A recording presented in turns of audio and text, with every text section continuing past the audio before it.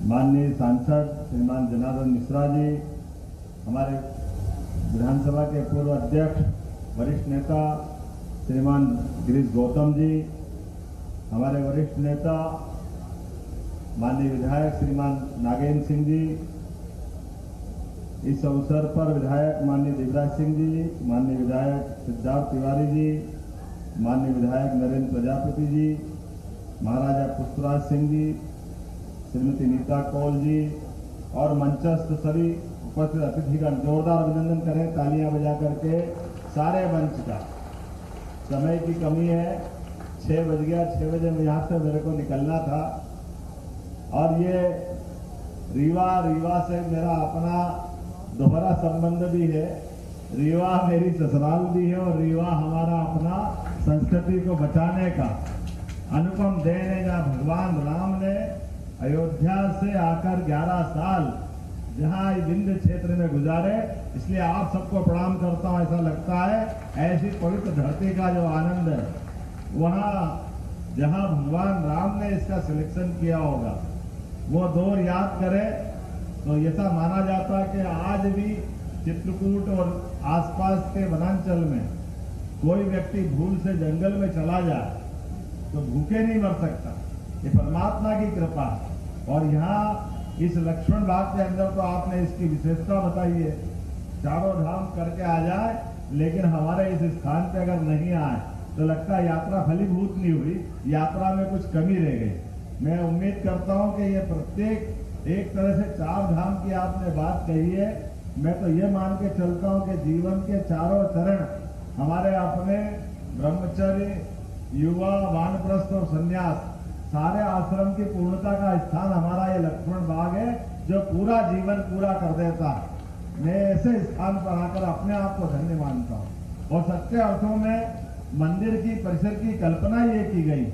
मंदिर का परिसर केवल देवस्थान का देवालय नहीं, देवस्थान का देवालय भगवान जहाँ विराजते हैं, वो गर्भगृह तो बहुत छोटा सा 15 बाई 15, 10 बाई 10 का छोटा सा कक्ष होता है, लेकिन सच्चे अर्थों में मंदिर का मतलब ही है मंदिर में गौशाला हो, मंदिर में पाठशाला हो, मंदिर में जल का अच्छा केंद्र होना चाहिए, मंदिर में वनस्पति हो, पौधशाला हो, और मंदिर में वो सारी चीजों की कल्पना की गई है जो जीवन के लिए नितांत आवश्यक है।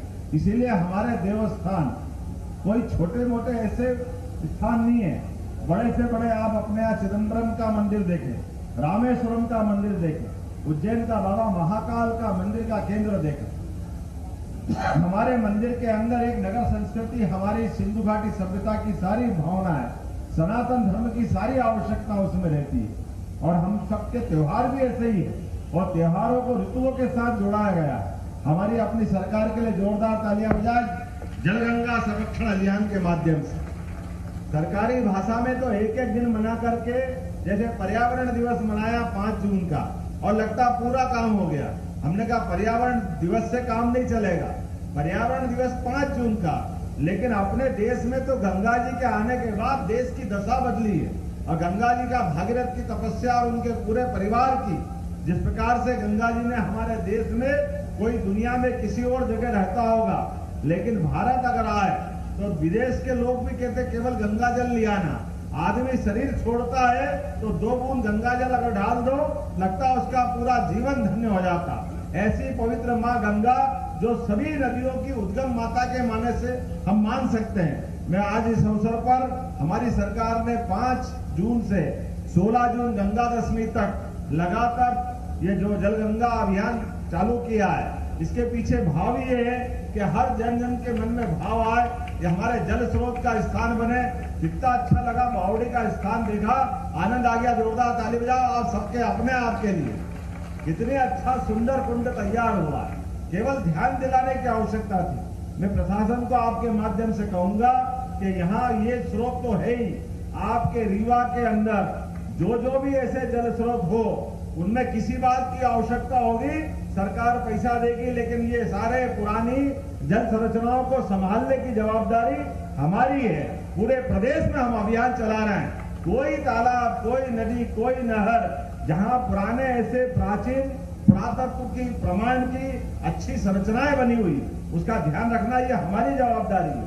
और एक आपने बिछिया नदी का, अपनी स्वच्छता तो प्रतीकात्मक होती है, लेकिन प्रतीकात्मक के साथ में जो यहाँ से ये सहायक नदी है, मूल नदी बीहर है, उससे मिलकर के जो जल स्रोत आपने अपन ने जो शुरू किया है, मैं उम्मीद कर रहा हूँ प्रदेश भर में 212 नदियां हैं जिनका हमने अभियान हाथ में लिया है। 55 जिलों के अंदर 3,676 करोड़ की राशि से लगभग हमारे अपने इस पूरे अभियान में 18 लाख लोग अलग अलग प्रकार से अपनी जन भागीदारी कर चुके हैं। मैं उम्मीद करता हूं आने वाले समय में ये संख्या भी बढ़ेगी, लेकिन संख्या कोई आंकड़ा रिकॉर्ड के लिए नहीं, ये मन के संतोष के लिए, आपकी और हमारी भावना के लिए एक और प्रयोग यहाँ हो रहा है। हमने उसको पूरे प्रदेश में भी लागू किया है कि गौशाला है।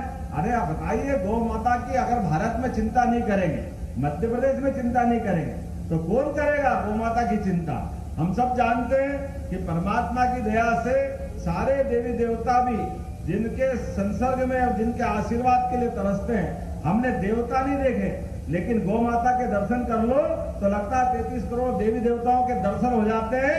ऐसी हमारी पुनीत पवित्र, ऐसा अपना ये जीवित देवत रूप में अपने, आपने बताया कि 26 साल की देखो पवित्र भाव से किया गया काम, तो नदी के साथ साथ आपने जो पवित्र काम किया।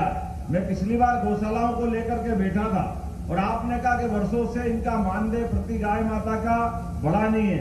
हमने कहा क्या दिक्कत है इसमें? 20 रुपया प्रति रोज प्रति गाय माता के लिए कम पड़ता था, इसलिए गौशालाएं अधिकांश हमारी चल नहीं पा रही थी। हमने कहा आप बताइए कितना करना चाहिए? आपने कहा डबल कर दो। हमने कहा डबल कर देते, 40 रुपया प्रति गाय माता हमने आप प्रत्येक गौशाला की राशि बढ़ाई है। और उतना ही नहीं, उससे आगे बढ़कर के आप माननीय जितने विधायकगण बैठे हैं, आप अपनी विधानसभा में आप ऐसी गौशाला खोलिए जिस गौशाला के माध्यम से हमारी अपनी बूढ़ी, बीमार, लाचार, विकलांग या ऐसी गाय माता जिनको किसान को घर में रखने में कठिनाई है, वो सेवा का एक प्रकल्प बनेगा। उसका सारा खर्चा सरकार देगी। ये हमने संकल्प लिया है कि किसी भी हालत में गौ माता को लावारिस, ऐसे बेसहारा नहीं रहने दिया जाएगा। एक और बात मैं आपको बताना चाहूंगा, आने वाले समय में, वैसे तो ये संस्कृत का भी आपने केंद्र बनाने की बात कही है, पाणिनि संस्कृत विश्वविद्यालय का ये कैंपस है। आप कैंपस के माध्यम से संस्कृत के लिए खासकर हमारी सरकार ने बहुत काम किया है। आने वाले समय में इस पर और काम करेंगे, क्योंकि आज तो समय की कमी है। नई शिक्षा नीति के माध्यम से हमने अपने प्रदेश में सभी प्रकार के विषयों को, खास करके सनातन धर्म की सारी हमारी अपनी जिनकी मान्यता थी, काल के प्रवाह में पुरानी सरकारों ने उसको भुलाने का प्रयास किया, लेकिन हम सबको स्मरण कर रहे हैं। सिद्धार्थ भाई, आप भी मेरे को कुछ बता रहे थे। निश्चित रूप से आप और हम सब मिलकर के जो आप पाठ्यक्रम की दृष्टि से बताओगे, हम सब कुछ लाएंगे। और खासकर संस्कृत के लिए तो देव भाषा है, इसकी चिंता तो करना हमारा सबका फर्ज है। इसकी चिंता नहीं करेंगे तो कैसे करेंगे? मैं आने वाले समय में रीवा के बदलते दौर की तरफ भी देख रहा हूँ, जिस प्रकार जिससे समय ने करवट बदली है। आज अपने यहाँ इस रीवा में एक नई एयर टैक्सी की शुरुआत भी हुई है। एयर टैक्सी के माध्यम से अभी हमने बीते समय में चित्रकूट में प्राधिकरण बनाया था, और ये मान के चलिए ये 16 तारीख से 2 ज्योतिर्लिंग जोड़ने के लिए हेलीकॉप्टर सर्विस भी हम देने वाले हैं।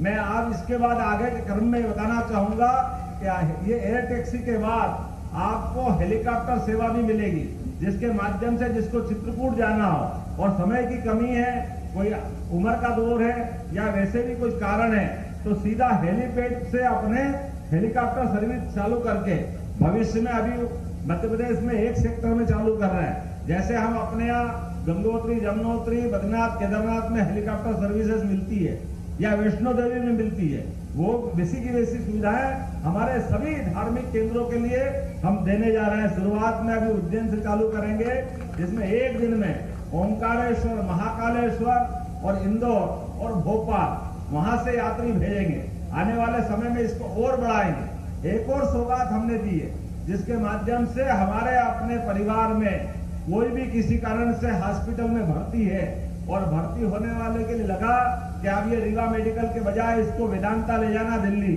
या किसी और स्थान पे ले जाना है, तो आप सबके लिए जोरदार ताली माननीय मोदी जी के लिए बजाइए, जिनने 5 लाख तक के आयुष्मान कार्ड की योजना दी है। और अब तो उससे एक बात और आगे बढ़ करके अब अपने 70 साल से बड़ी उम्र के सभी आय वर्ग के सभी जाति धर्म के लोगों के लिए आयुष्मान योजना का लाभ मिलेगा। और हमारी सरकार ने उसमें एक बड़ा काम और ये किया है कि हमारे अपने कोई बीमार किसी हॉस्पिटल से अगर शिफ्ट करना है तो एयर एम्बुलेंस अर्थात हेलीकॉप्टर के माध्यम से उसको योग्य जगह पहुंचाया जाएगा। उसके जीवन में कोई कष्ट नहीं आने देगा। सारा पैसा अपनी सरकार देगी, मध्य प्रदेश सरकार, और उसको निःशुल्क हेलीकॉप्टर की सुविधा देंगे। और हेलीकॉप्टर अकेला नहीं रहेगा, उसमें डॉक्टर रहेगा, कंपाउंडर रहेगा, नर्स रहेगी, अर्थात जीवन उपयोगी जो जो दवाइयां उसको पलंग पे मिल रही थी वो सारी की सारी दवाई के साथ उसको शिफ्ट किया जाएगा। कोशिश कर रहा है इसी प्रकार से आने वाले समय में रोजगार की दृष्टि से इस क्षेत्र के अंदर भी अभी बहुत सारी संभावना है। खास करके माइनिंग के उद्योग, खदान आधारित उद्योगों को लेकर के अलग अलग सेक्टर में हम काम कर रहे हैं। उम्मीद कर रहे हैं कि विकास का यह कारवा बढ़ता रहेगा। आज थोड़ी समय की कमी है, लेकिन फिर भी आपने कम समय में भी ये बहुत अच्छा कार्यक्रम करने का प्रयास किया है। मेरी अपनी ओर से आप सबको बधाई, बहुत बहुत धन्यवाद। भारत माता की जय। धन्यवाद माननीय मुख्यमंत्री महोदय, आपने रीवा को जो अनुपम सौगातें दी इसके लिए हार्दिक आभार। और अंत में आभार प्रदर्शन के लिए नगर पालिक निगम रीवा के अध्यक्ष आदरणीय श्री वेंकटेश पांडे जी।